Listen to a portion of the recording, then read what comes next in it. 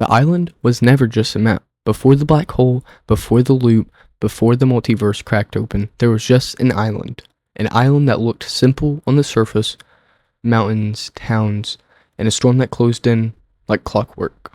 But beneath it all, hidden deep within its core, pulsed a force older than every reality combined. The 0 point. We won't just be recapping the Chapter 1 storyline. We'll be talking about how this tiny island became the center of a cosmic war. In the earliest days, the island felt untouched. There was no risks, no cubes rolling across the map, just players dropping in, building, fighting, repeating the cycle. That's what people loved. Something was still off. The storm behaved too perfectly. The island reset itself after every match. Structures vanished, time looped. And yet, no one questioned it, because no one remembered, as the characters do. These early seasons are the calm before the storm, but lore-wise, they're crucial. They showed us the island is already in a simulation, already part of a loop, already controlled by a force we wouldn't understand until years later, literally. Season 2 through 3, the comet warned us. Then, everything changed. A faint glow appeared in the sky, a comet distant but harmless. At first, players thought it was just a cool background detail, but week after week, it grew larger, brighter, closer. Telescopes appeared around the map, almost everywhere, all pointed at the same object. NPC chatter hinted at fear. The community began to panic. The comet wasn't just a rocket, it was a message, a warning, a vessel carrying something or someone designed to reshape the island forever.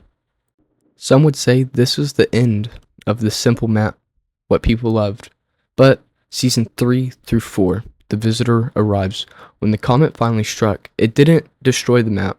Instead, it carved a crater into Dusty Depot and revealed a metallic pod embedded within the meteor. Inside was the visitor, a mysterious traveler from another dimension, wearing armor, covered in symbols we still don't fully understand. He didn't come here on accident. He was following the 0 point signals. The visitor discovered a rocket hidden in the villain's lair at Snobby Shores, and then he launched it. Everything changed. The rocket tore through the sky, ripping open the first rift, a crack in reality itself, something that changed the game forever. The sky shattered like glass. Time-space became unstable. This was the birth of the Fortnite multiverse. Season 4 and Season 5, everything collides. The rifts didn't just stay in the sky. They reached out and touched the island. Objects from other realities began appearing. Viking ship, ancient desert, a giant burger that teleported into IRL. An island was becoming crossroads. Was not random whatsoever. The 0 point was destabilizing, pulling in fragments of other timelines to protect itself, or to warn us.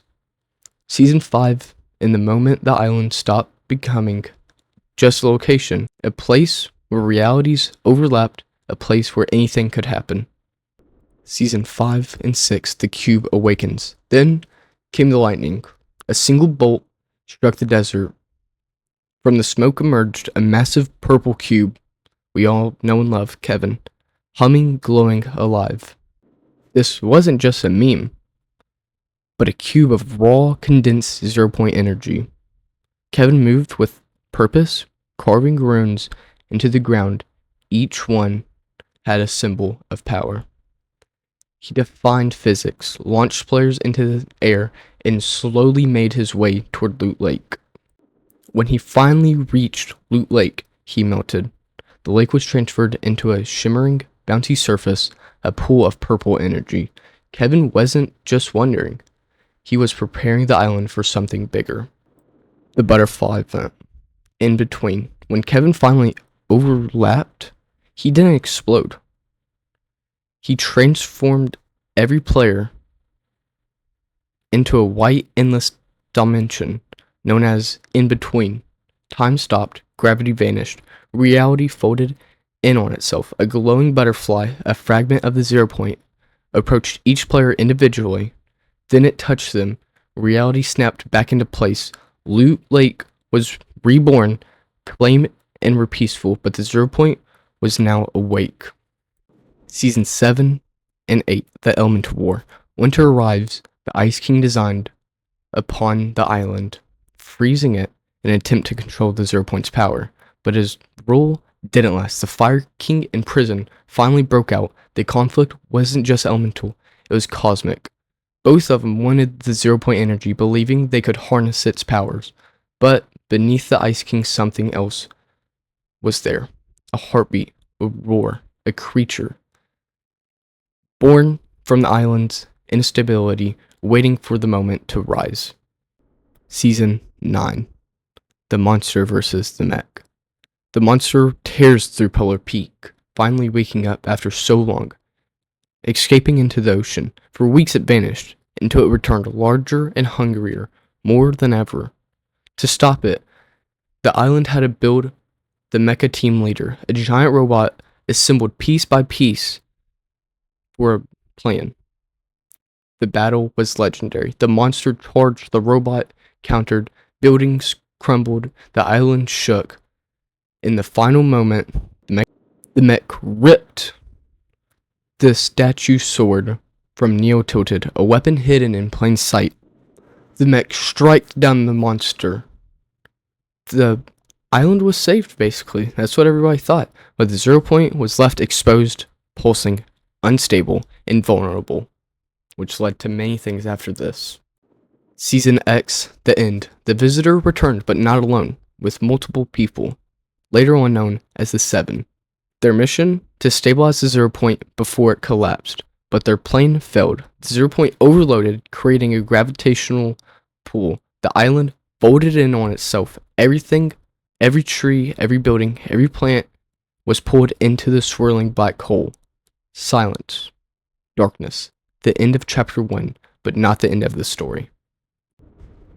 The 0 Point lives on. Chapter 1 wasn't just the beginning of Fortnite. It was the foundation of an entire multiverse. Stuff that pulled multiple games, shows, movies, etc. all together, just in one game. The visitor, the cube, the rifts, the monster, the robot, the black hole. All of this leads into the next era. This game first came out, everybody loved it, played it, enjoyed it. The tables, like the lunch table talk, whenever Season 7, Season 8 finally came out, they were amazing. This game will live on as one of the best games, especially early on. Not so much now, but early on, it was the best game you could possibly probably play. Multiplayer, free, didn't matter. You could play this. And that's what made it so much fun. The creativity from the developers, top tier. Now it is just crossovers over crossovers, unfortunately. It just drains the fun out of the entire game. But Fortnite, especially during Chapter 1, everybody was playing it. It allowed everybody to hopefully make a new friend, meet different people, learn, experience, have fun.